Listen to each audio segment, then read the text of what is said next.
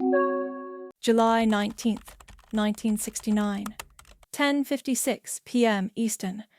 In a small room in Houston, Texas, a flight controller stares at his console, hands trembling slightly. In less than 24 hours, 3 men will attempt something that has never been done in the 4.5 billion year history of Earth. They will leave their home planet and land on another world. But tonight, in the silence of space, 240,000 miles from home, Neil Armstrong lies awake in the command module. Through the tiny window, the moon grows larger with each passing hour. Tomorrow, he will either make history or die trying. This is the story of the 8 most important minutes in human history. July 20th, 1969, 4:17 p.m. Eastern. The lunar module Eagle separates from the command module Columbia. Inside Eagle's cramped cabin, Armstrong and Aldrin can barely move. Warning lights flicker. Their hearts pound at 150 beats per minute. Neil grips the controls as the lunar surface rushes toward them at 3,000 feet per minute. The computer is overloaded. Alarms are screaming. Through the window, all he can see are boulders and craters. Nowhere safe to land. In mission control, Flight Director Gene Kranz holds his breath. The fuel gauge shows they have less than 2 minutes remaining. 2 minutes to land on the moon, or abort and return home in failure. But Armstrong isn't giving up.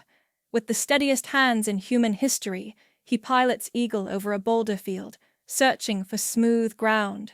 The fuel needle drops toward empty.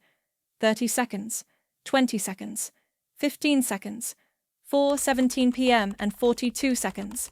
With just 25 seconds of fuel left, Armstrong spots a small clearing. The lunar surface kicks up a cloud of ancient dust that hasn't moved in millions of years. Through the window, Buzz Aldrin watches the moon rushing up to meet them. The fuel gauge reads empty. They're flying on fumes now. Either they land in the next 10 seconds or... 4:17 p.m. and 58 seconds Eastern Time. Eagle's legs touch the lunar surface with a gentle bump. The engine shuts off. After 4.5 billion years, the moon has visitors. In mission control, grown men weep openly. In living rooms across America, families hug each other.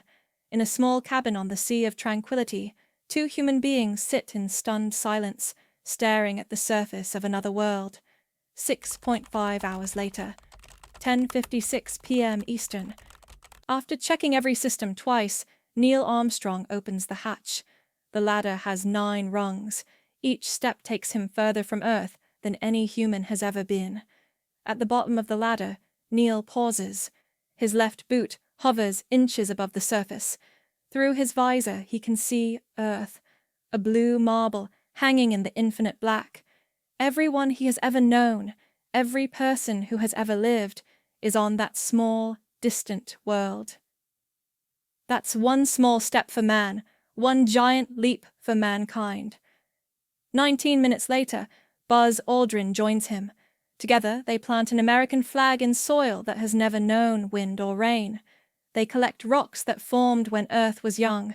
They leave a plaque that reads, "Here, men from the planet Earth first set foot upon the moon. July 1969 AD. We came in peace for all mankind." 600 million people, 1 in 5 humans alive, watched this moment live on television.